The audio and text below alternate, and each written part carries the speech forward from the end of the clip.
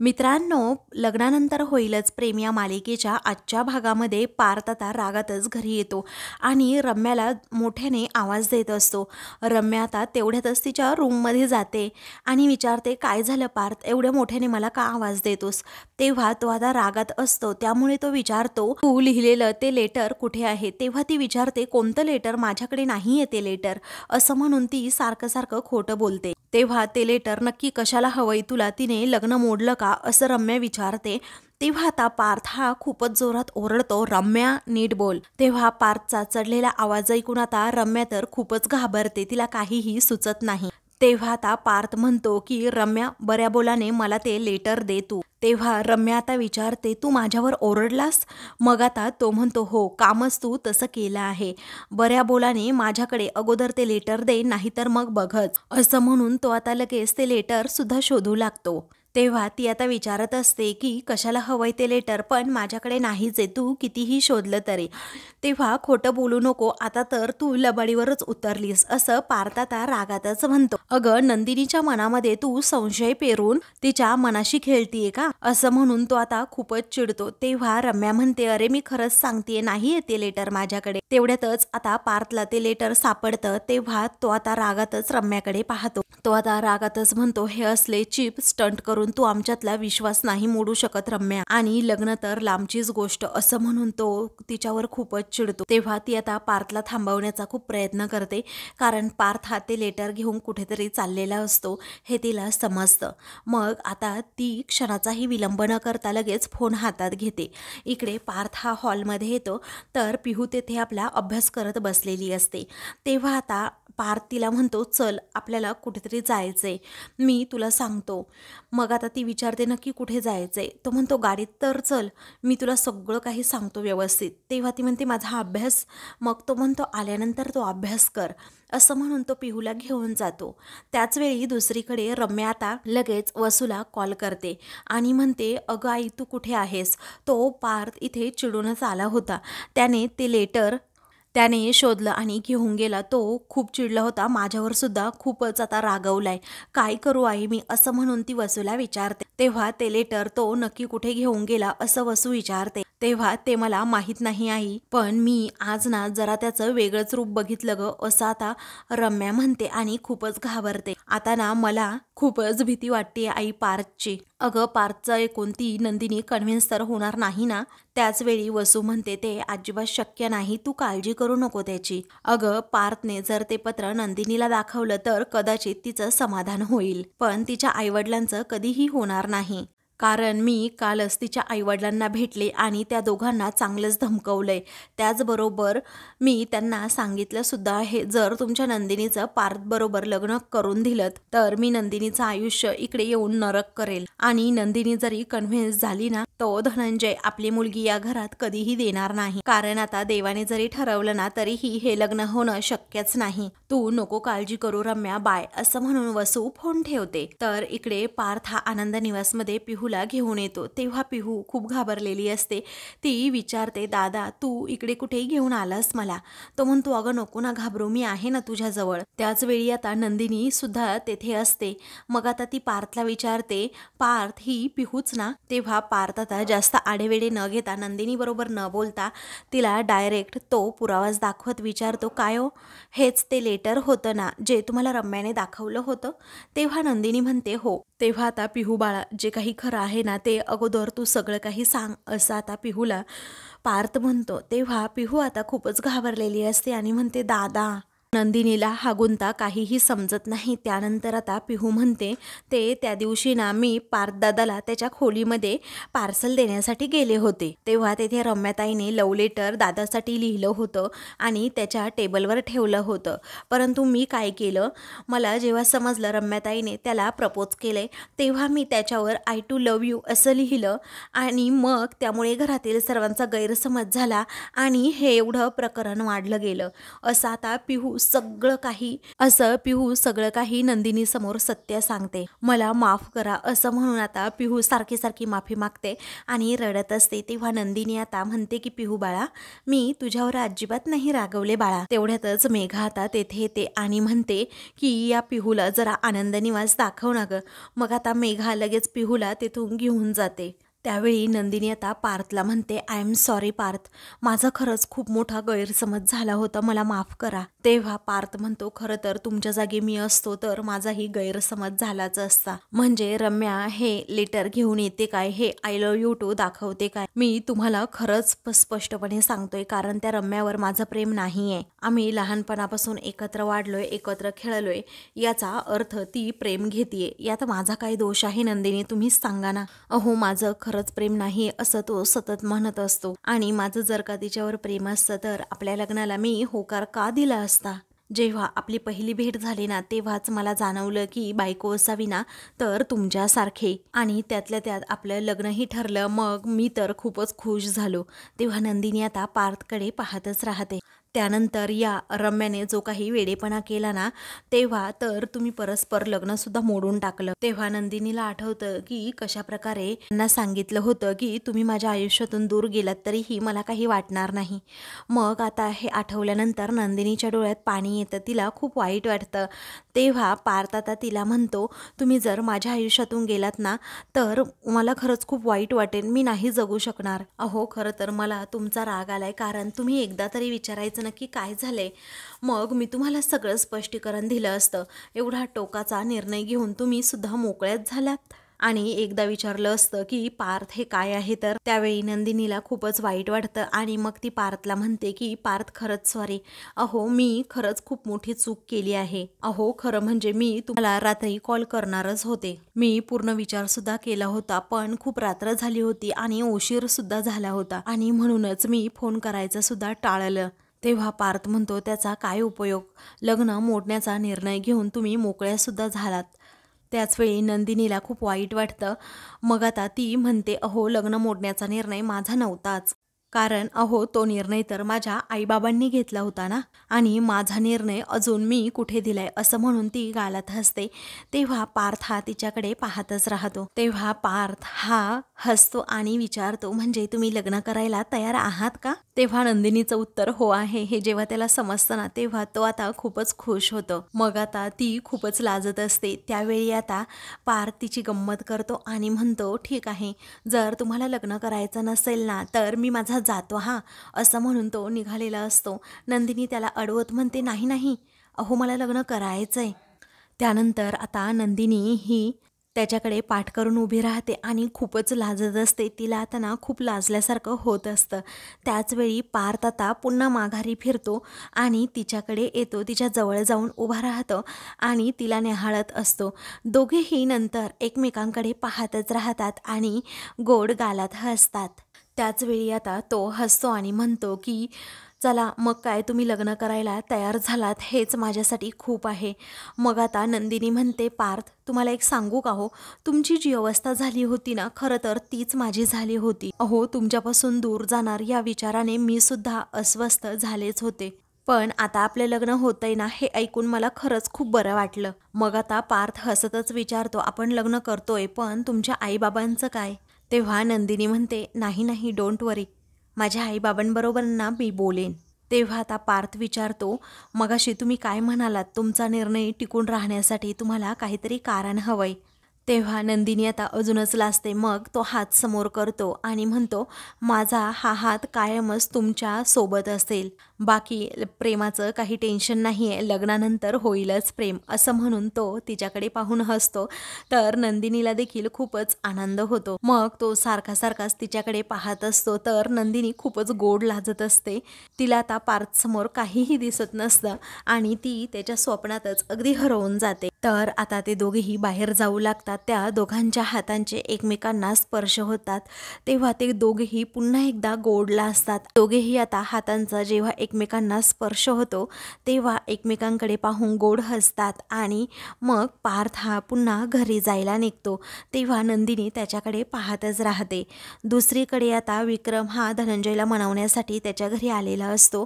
तेव्हा आता धनंजय स्पष्टपणे म्हणतो की अरे विक्रम, हे बघ, मला तुला नकार देण्यासाठी आनंद होत नाहीये, परंतु माझ्या मुलीचं मी लग्न नाही तुझ्या मुलाबरोबर लावून देऊ शकत. काय करू आता, माझाही नाईलाज आहे. तेव्हा मानिनी म्हणते तुम्हाला जे वाटतंय ना भाऊजी ते आम्हाला कळतंय, पण तुम्हाला जी भीती वाटतेय ना ते मी कधीच खरी होऊ देणार नाहीये. आमच्यावर थोडा तरी तुम्ही विश्वास ठेवा. तेव्हा विक्रम म्हणतो एक्झॅक्टली मीही हेच सांगतोय अरे धनंजय. तेव्हा आता विक्रम पुन्हा एकदा म्हणू लागतो की अरे जसा तू तुझ्या नंदिनीचा इथे सांभाळ करतोस ना तसा मीही तुझ्या नंदिनीचा सांभाळ करेन. आणि पार्थ आहेच ना तुझा, आमच्यावर अजिबात विश्वास नाही का?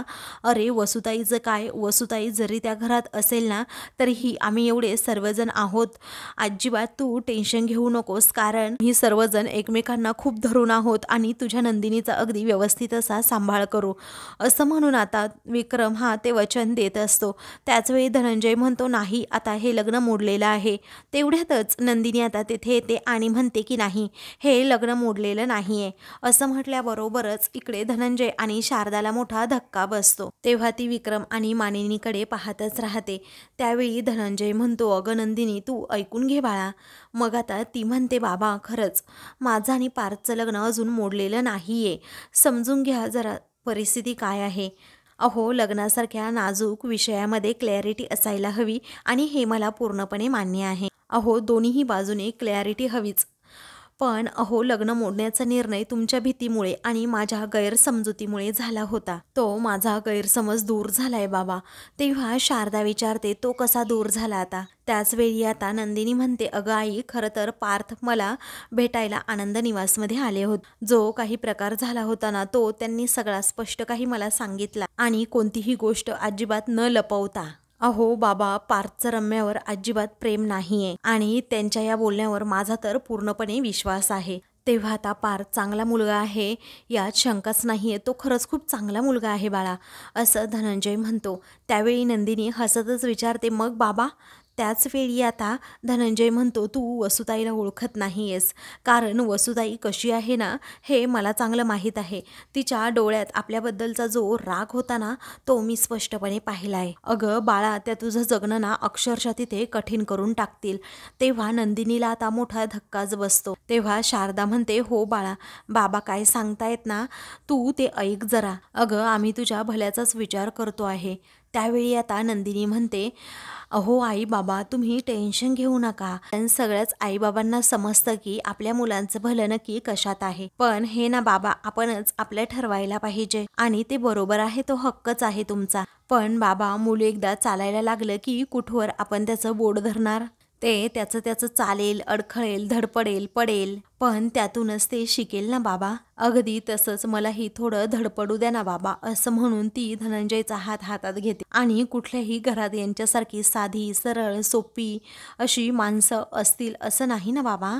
काही माणसं असतात अगदी गुंतागुंतीची, पण तीही गणितं सोडवता आलीच पाहिजेत ना बाबा, असं म्हणून तीच उलट धनंजयला समजावू लागते. अहो माझ्या आनंद निवासच्या कामात तसा बराच अनुभव आलाय मला. त्या अनुभवांचा उपयोग जर रोजच्या जगण्यात नाही झाला तर मग काय उपयोग बाबा? तेव्हा शारदा अजूनच समजवण्याचा प्रयत्न करते की नंदिनी पण हे सगळं सोपं नाहीये बाळा. मग आता नंदिनी शारदाचा हात हातात घेते आणि म्हणते अगं आई, मला माहित आहे की तुम्हा दोघांचं माझ्यावर खूप प्रेम आहे आणि असणारच ना, कारण तुम्हा दोघांची मी पहिली लेक आहे. पण तू ना आई कसलीच काळजी करू नकोस ग, मी सगळं काही सांभाळून घेईन. अगं माणसं सुद्धा आणि नाती सुद्धा. तेव्हा धनंजय आणि शारदाला नंदिनीचं खूप कौतुक वाटतं की एवढी समंजस मुलगी आपल्याला मिळाली. मग ते दोघेही आता नंदिनीकडे पाहून हसतात. तेव्हा मानिनी आणि विक्रम ह्या दोघांनाही खूप आनंद होतो. त्यामुळे माझा निर्णय झालाय आणि मला हे लग्न करायचंय असं नंदिनी म्हणते. त्याचवेळी विक्रम मानिनी अजूनच खुश होतात. मग आता विक्रम म्हणतो, हे बघ नंदिनी, या सगळ्या गोष्टी ना आमच्याकडनं तुला अगोदरच क्लिअर व्हायला हव्या होत्या, पण त्याबद्दल मी तुझी माफी मागतो. नंदिनी आता म्हणते की अहो हे काय करताय तुम्ही, माफी वगैरे मागण्याची गरज नाही. आणि या रम्याबद्दल जर तुम्हाला उशिराच कळलं असेल तर त्यात तुमचा तरी काय दोष. चला आता हे लग्न होतंय हे ऑफिशियली अनाऊन्स करायला आपण काही हरकत नाही. तेव्हा नंदिनी आता धनंजय आणि विक्रमचा हात हातात देते. मग ते दोघेही खूपच खुश होतात आणि एकमेकांना मिठी मारतात. मग आता मानिनी आणि शारदा ह्या एकमेकींना मिठी मारतात. तर आता नंदिनी आणि विक्रम त्याचबरोबर धनंजय हे तिघेही खूपच खुश असतात. तर दुसरीकडे आता रम्या रूममध्ये असते आणि तिला खूप टेन्शन आलेलं असतं. मग आता रागातच तो म्हणतो, यापुढे माझ्या पर्सनल लाईफमध्ये ढवळाढवळ केलेली अजिबात मी खपवून घेणार नाही.